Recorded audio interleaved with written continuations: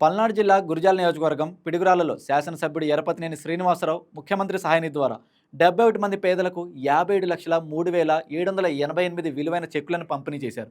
ఇప్పటి వరకు 431 మంది లబ్ధిదారులు 4.37 కోట్లు మంజూరు చేశారన్నారు.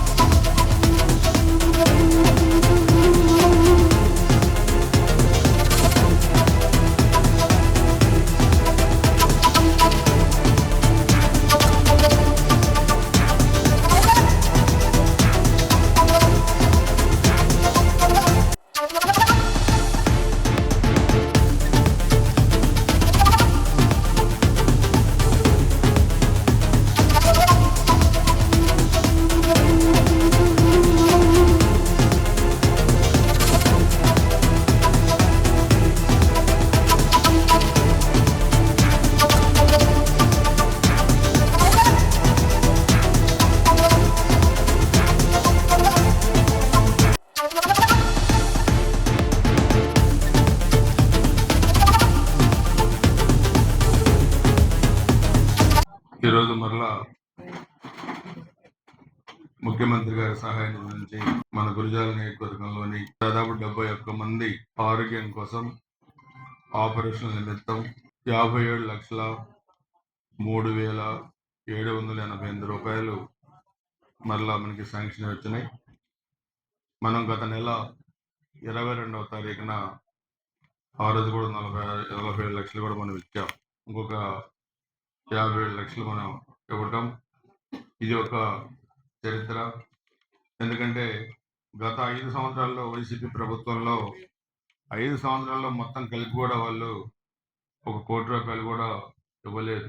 మహా ఇస్తే 50,000 ఎక్కువ. మనం దాదాపు 12 నుంచి 14 లక్షలు కూడా ఒక్కొక్క పేషెంట్కి ఇచ్చాం.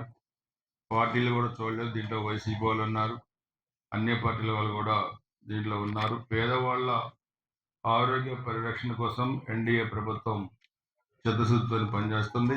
గౌరవ ముఖ్యమంత్రి గారు మా నియోజకవర్గం నుంచి పంపిన ప్రతి ఒక్క ఫైల్ని కూడా శాంక్షన్ చేసి పెద్ద ఎత్తున అమౌంట్ కూడా శాంక్షన్ చేస్తున్నందుకు గురిజాల నియోజకవర్గం తరఫున గౌరవ ముఖ్యమంత్రి గారికి కృతజ్ఞతలు తెలియజేసుకుంటూ, ఎవరైనా ఈ నియోజకవర్గంలో ఎలాంటి ఇబ్బంది ఉన్నా తప్పకుండా ఇక్కడ ఆఫీసును సంప్రదించి ఇవన్నీ కూడా మీకు కావాల్సిన అమౌంట్ని కూడా మీరు శాంక్షన్ చేయించుకోండి.